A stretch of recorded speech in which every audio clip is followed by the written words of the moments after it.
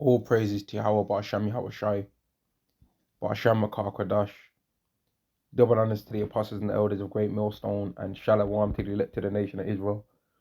This is going to be a video on how the women, just like the men, are going to have to go through all the coming tribulation, man. Despite whether them thinking that their beauty is going to get them through it and they ain't going to have to face the music that the Lord's bringing upon the earth. No, you're going to have to face it too, man. And the level of attraction that you women have now, that's higher than normal, right? And higher than what you actually really look like. That's going to be taken away from you, man. And you're going to look even worse, right? You're going to look even worse, man. Because already, most women, the average woman, to a certain extent, don't even look good, man. So how much more when all hell breaks loose? This is 2 chapter 15 and verse 16. For there shall be sedition among men, and invading one another. They shall not regard their kings nor princes, and the course of their actions shall stand in their power. A man shall desire to go into a city and shall not be able, for because of their pride the city shall be troubled, the houses shall be destroyed, and men shall be afraid. Right? If men are going to be afraid, they ain't going to be having the time to be trying to care for women's emotions, man, and women's little conniving ways and little things that they got going on, man. And they ain't going to be trying to finance women's gallivanting around cities and all of that. They ain't going to be trying to worry about sleeping with women even. And if men don't care about sleeping with women, right, in any given time, women are pretty much useless during that time, man. Because a man can cook food for himself, can do all those other things for himself, man. And that's one of the main reasons that women don't like the whole topic of the multiple wives thing, man. Because they know, for the most part, in this world anyway, when you read Proverbs 31, the woman's got way more use than that. But in this world, the average woman's not really got much more uses, man. And then even people might say, oh, women cook and clean and all that. But then even Apostle Tahar recently brought this out, man. A lot of the women are poisoning men's food and doing damn spells on them and all kind of stuff, man. A lot of women are witches, man. A lot of women do all kind of crazy shit to try and get men to fall in love with them, man. Women will cut men's hair off, right? Or get men's hair, dig a hole in the ground, and wait for a full moon and do some prayer to a demon. And no one can't tell me that that ain't true, because I lived next door to somebody that did that. You understand? My so-called family member, right? One of my so-called siblings, and that female sibling or whatever, right? They told me that one of their female friends that used to be our next door neighbor did that, right? So people can't tell me that that ain't true, man. Women do that kind of stuff, man. They're wicked.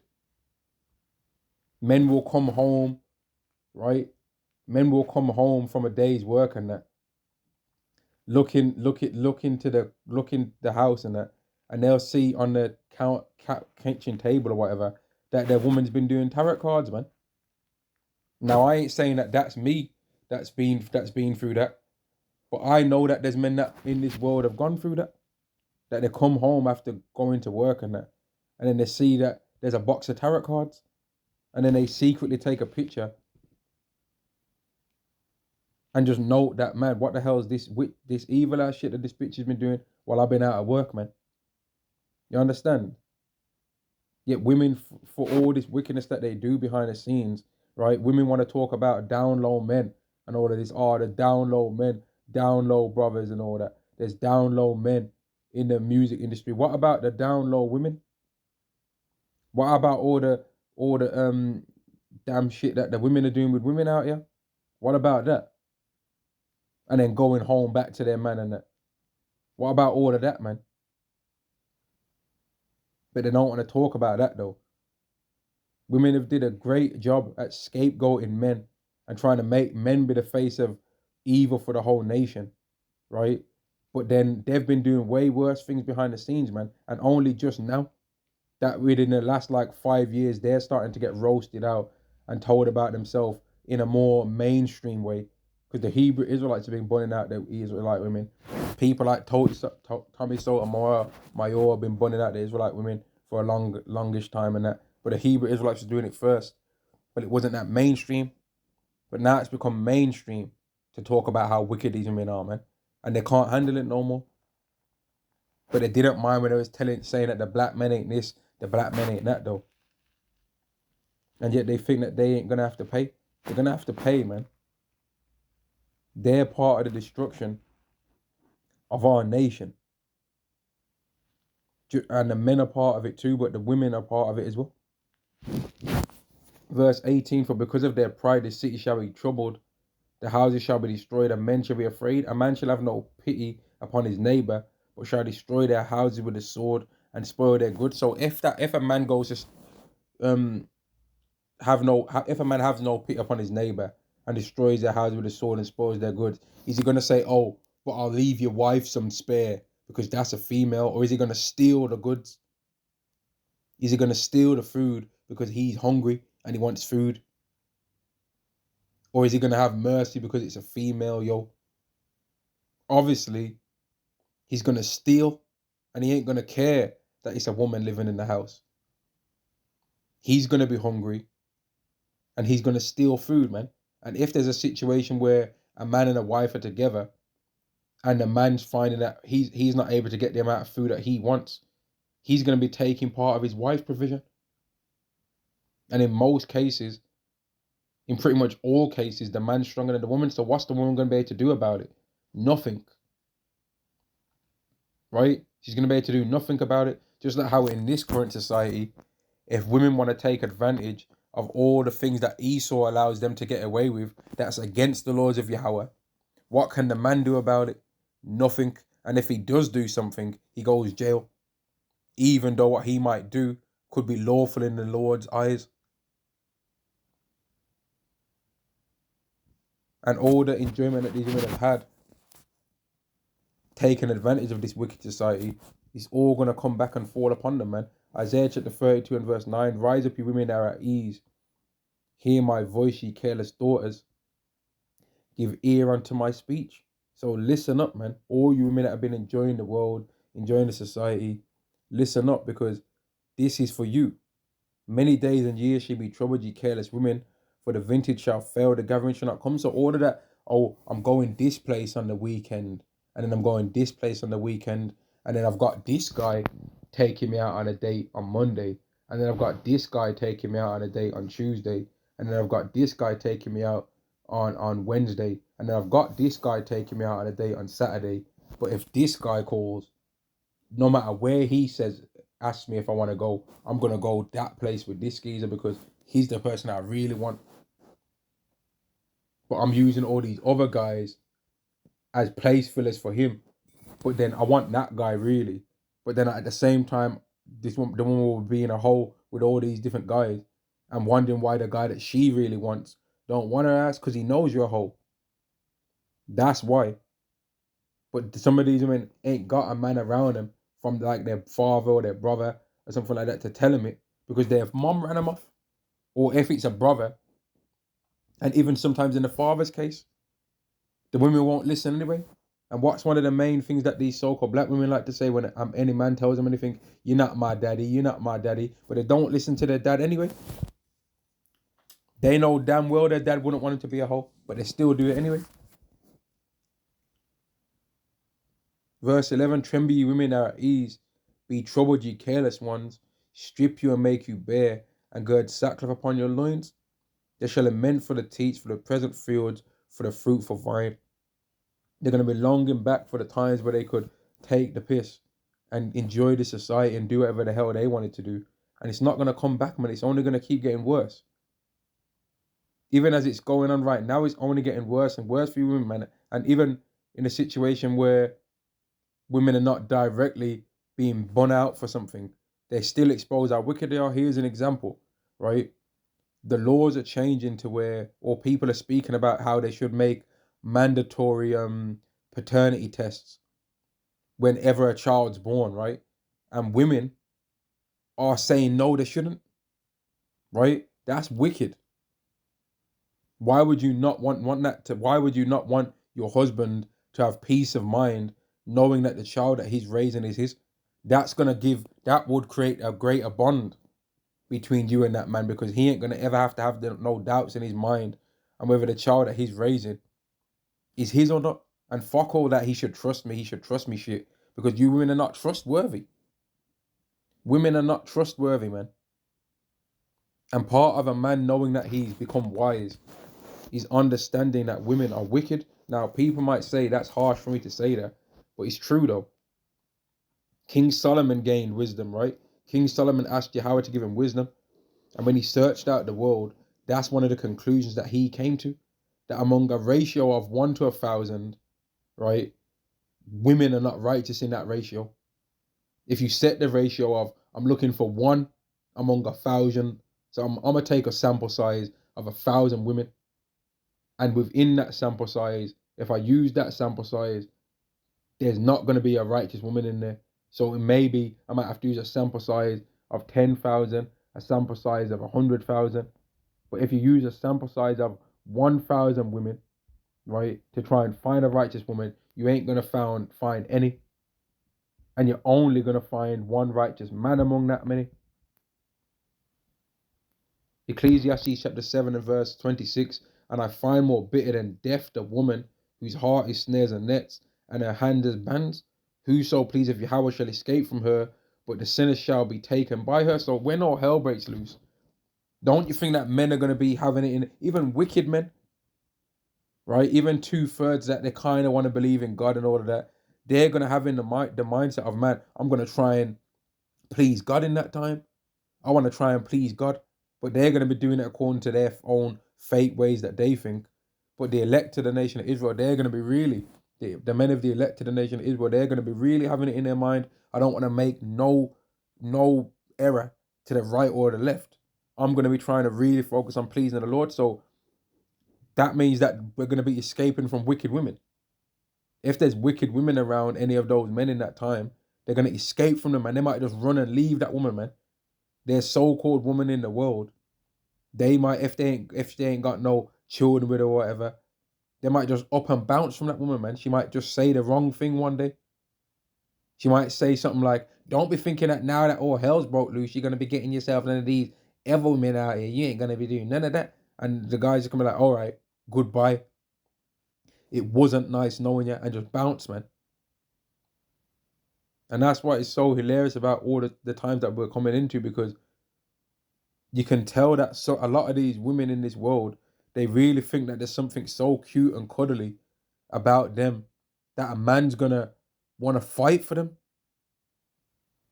You know what I mean?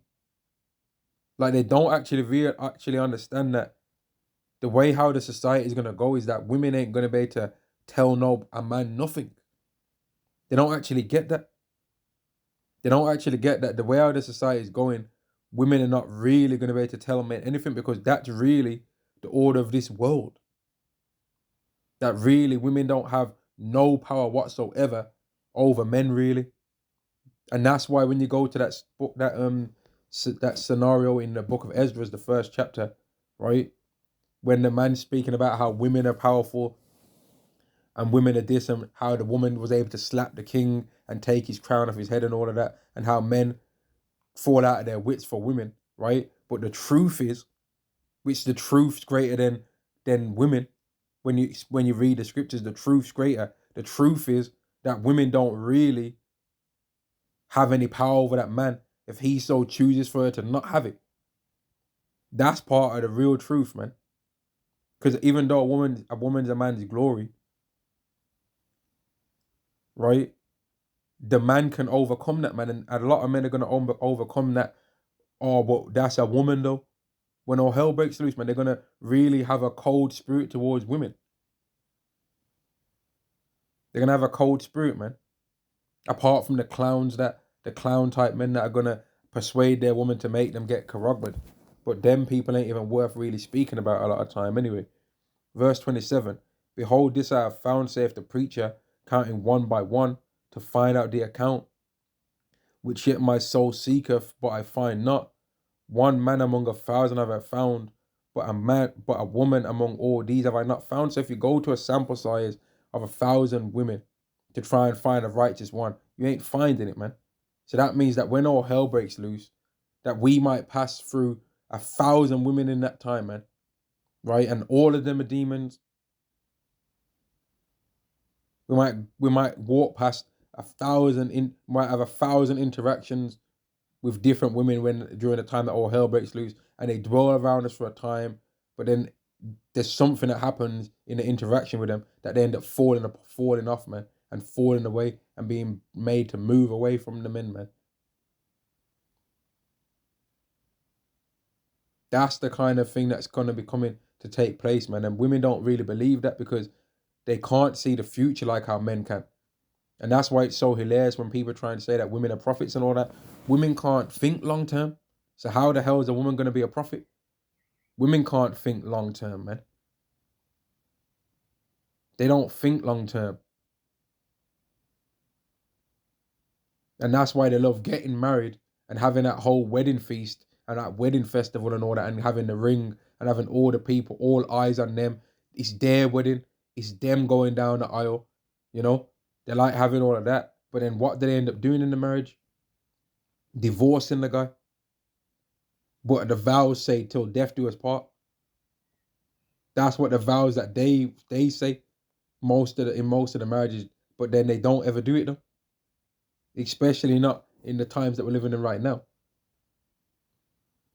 They ain't got no long-term sight. They ain't got foresight, man. Lot's wife didn't have foresight. She looked back with her stupid self. And a lot of women right now are looking back right now. And it ain't even really got to that point yet, man. But people will say, oh, you're just disgruntled, you don't know it. Well, you can think that if you want to, man. But the Karagma is coming, and all hell is coming to this earth. And women, a lot of the time, don't really think that they've got anything to repent for, man. Women will try and look at the things that men do and try and talk about it some kind of way. But then when it comes to what Dave did, they ain't got the same kind of sorrow, man. Like, for example, I was watching this, it's kind of a documentary movie on this football player called Jay Lloyd on Netflix. Jay Lloyd something.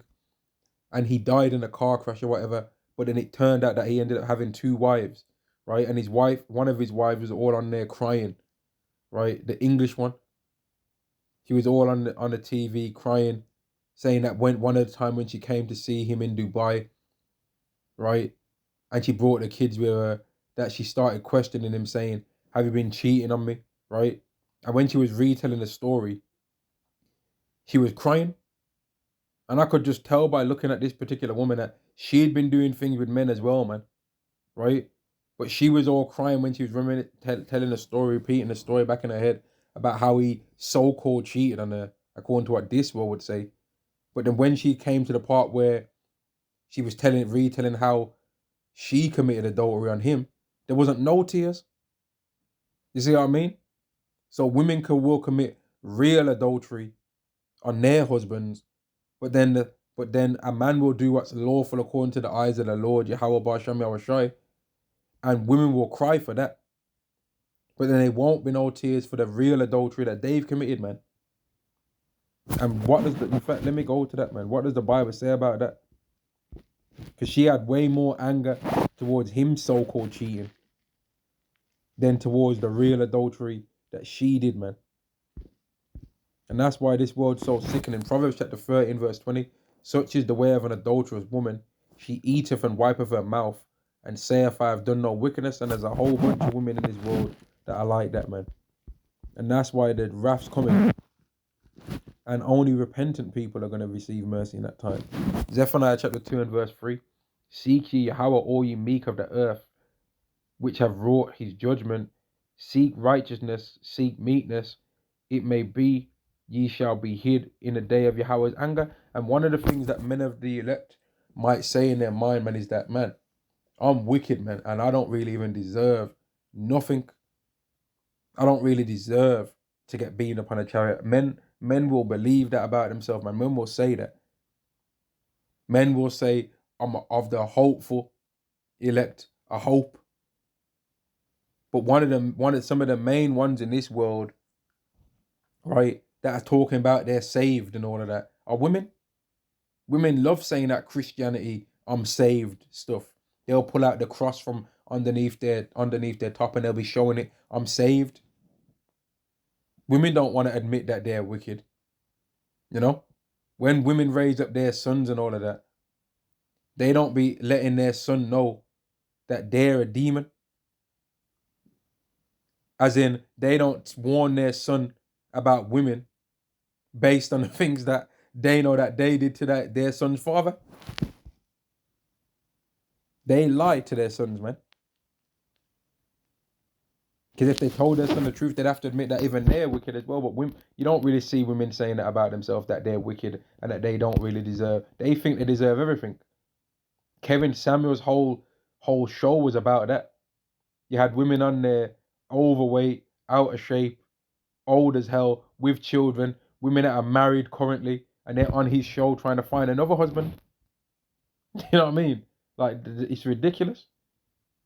You had women out of shape and that, asking Kevin Samuels what would I need to do then to get a high value man, and he got so angry at one of the women one time. He told her you'd have to be reincarnated to get a high value man. Women always think that they deserve the best of the best in this world, man. But men will accept that they don't. And that's part of meekness, man. That's part of meekness. Now I'm gonna end this lesson, man. Lord will if I end up doing another video or something like that. But I just wanted to talk about that, man, because a lot of women really believe that they deserve the kingdom, man. But then at the same time as they are thinking that they deserve the kingdom, they're also trying to get their fill of this society as well. Right? And I'm gonna end the lesson there, man. Shalom to the nation of Israel. Shalom.